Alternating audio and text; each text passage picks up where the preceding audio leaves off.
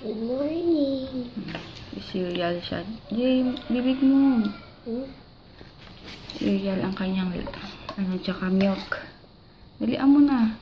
Lakihan mo na kasi yung subo. Ayan na.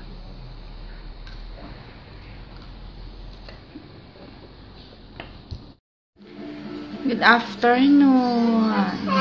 Good afternoon. Ayun.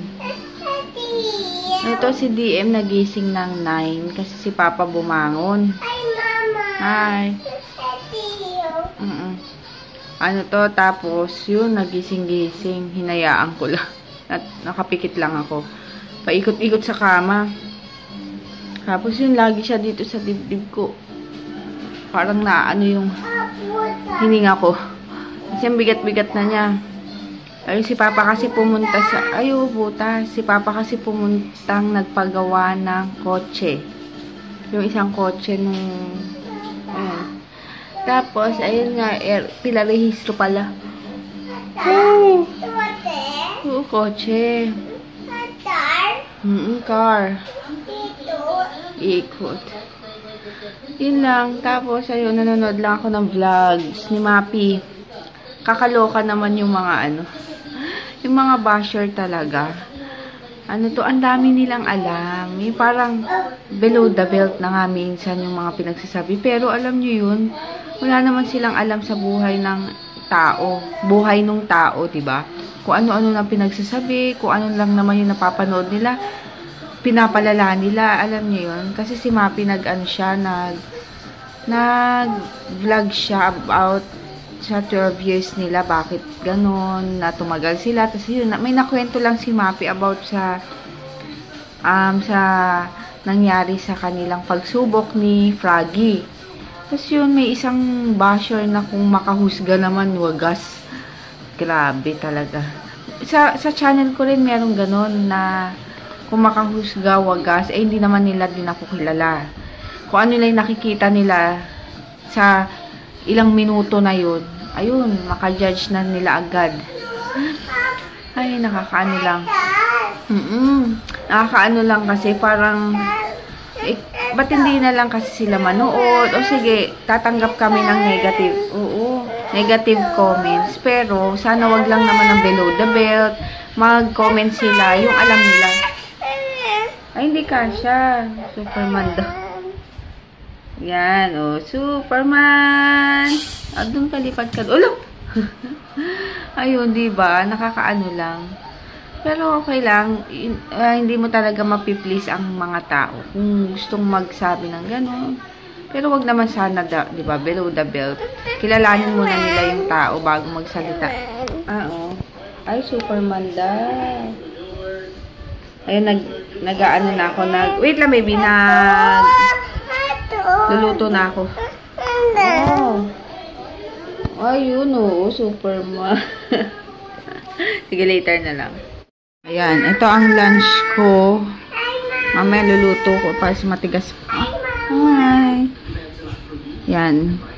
Itlog na maalat, tsaka tinapa. Mga nagtataka kayo lagi kong ulam yan sa tanghali.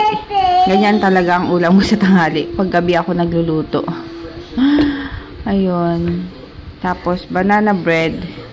Si DM, ay! Niluluto ko ng nuggets. Matigas pa yung nuggets eh. Kaya mauna na ako. Kain. Yaya Dab na. Baka wala pa si Yaya Dab. Yaya Dab na yan.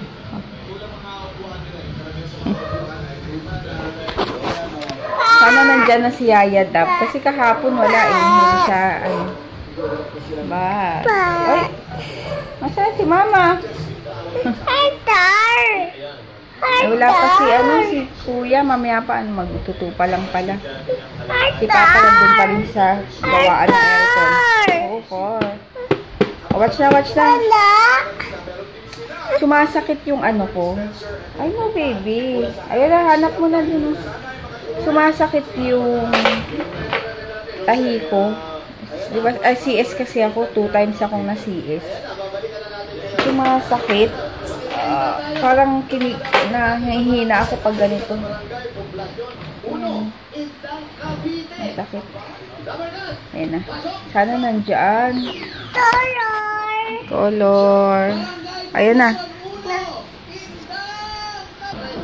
Wala pa rin si Yaya Dab. Ayan na si Yaya. BM, sino yan? Ay, Yaya Dab. Papa. School pa si Kuya. Yun. Sakit ng sugat ko talaga. Sa tiyan yung tahi ko. Hindi ko alam yung tahi o yung... Kasi parang may bilog ako dito sa gilid.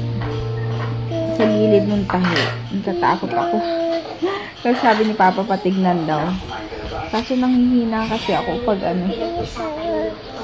Minsan natatamaan siguro or hindi pa talaga totally healed yung sugat ko. Kasi nga, siyempre ilang taon pa lang, 2 years. Ewan ko kung hanggang kailan yung magiging okay yung sugat.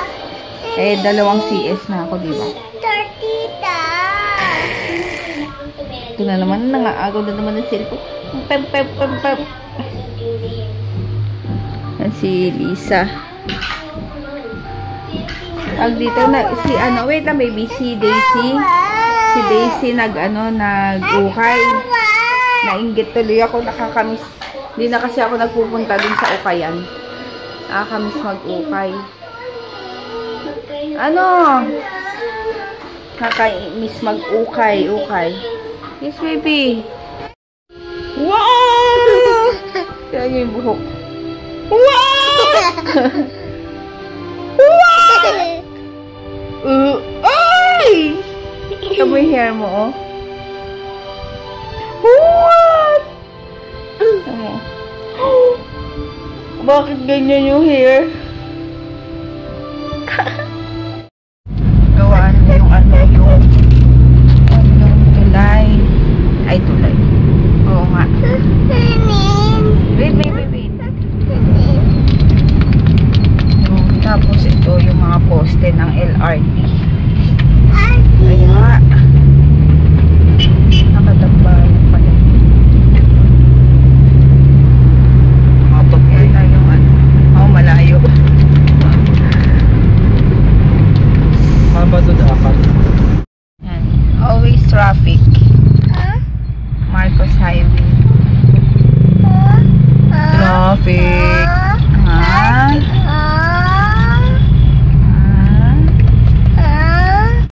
Ano ni Mr. Bean yun? Arthur. Unlucky bear. Arthur. Yan, dito kami sa Aray. Ouch! Sa Q Plaza. Q Plaza. Q Plaza. Hinihintay lang si Papang bayad nung yung keyboard. Keyboard. Kaya dito kami sa Pure Gold. Hinihintay lang yung saka magme-merienda lang. Dem. Yan, goto. Merienda kay Papa Sisig. Merienda sisig. Fish, oo. Ayan. Pili lang kami pang ulam ngayong gabi. Fish. Ang daming fish. I don't untouch. Ay, gusto ni Papa yan. Grabe, 74. Ito yung maganda, yung may freezer. Magkano yan? 89. Kasama na rin yung LCD. Ganda yan, no? Oo, hindi yan. Yan ang dapat sa atin, yung malalaki, no? Daming laman. Ay, loob niyan. Ito, ano to? Ano nga din eh, yelo to. Ito. Okay. Ayos ah. Pang ano? Pang ano mo? Unfreeze. Ay, unfreeze. Diba, may mainit na mainit. Pwede ka magpalamig na mabilis. Talaga? Ito mga gulay. Oo. Ito. Yung mga meat. Mga meat. Yung wala eh. Ito yung yellow. Hindi dito yung mga bote. Malaki rin. Oo, itlog oh. May lalagyan na. Magkano? 89? Mahal. Mahal. Dito pa po. No? Bakit? Hindi. Di ba yung dati hindi naman ganyan? May mga, Nilakihan lang. doon na yung ano sa taas. Ayun yung mga Japan homes. Meron pa rin ano sa taas, bowling. DM ka dito. Tama na ka pa. Basa na yung damit mo.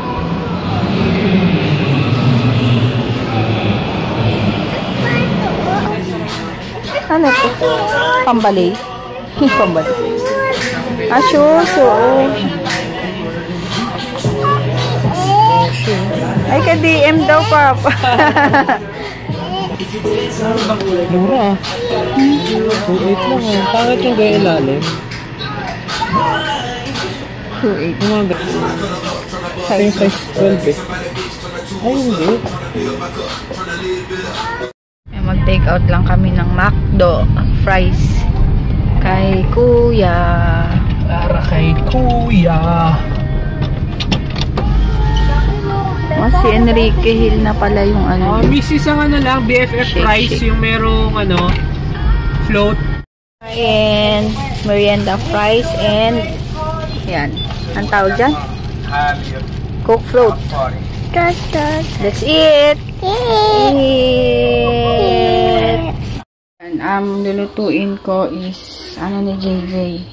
Sa kanya is sinigang na hipon. Tapos yung iba sa amin sa unahin ko muna to dahon bago yung hipon. Yung ano sa amin tawag dito pinakbet na hipon. Papakulaan ko na lang eh.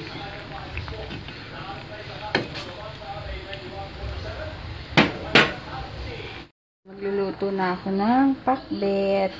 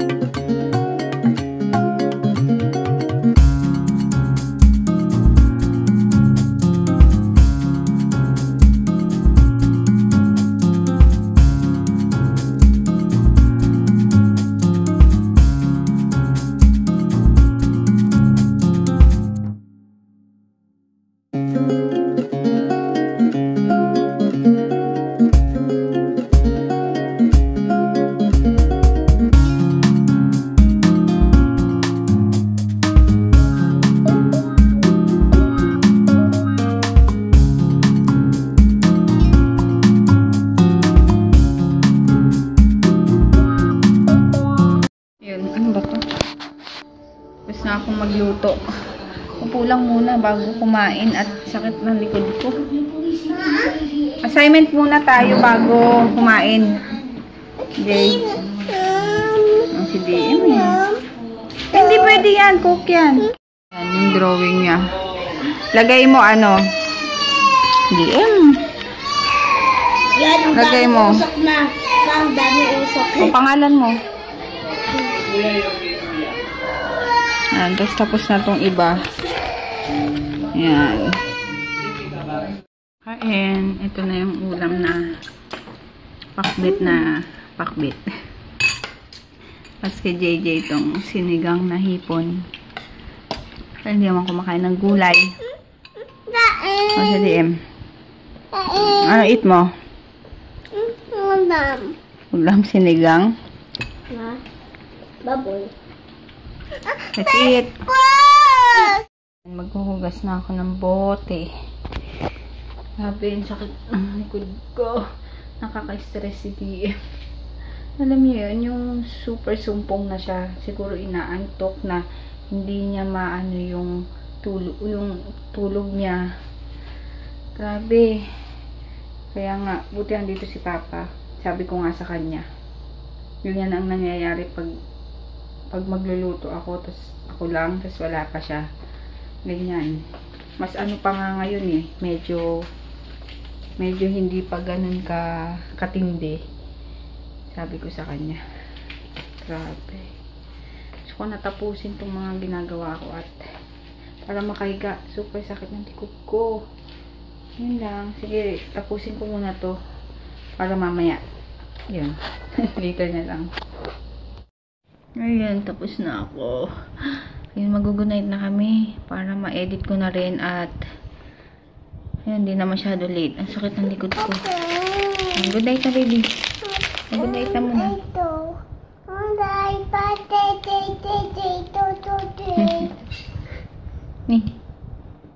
Yun, good night. Bukas na lang. Super tired.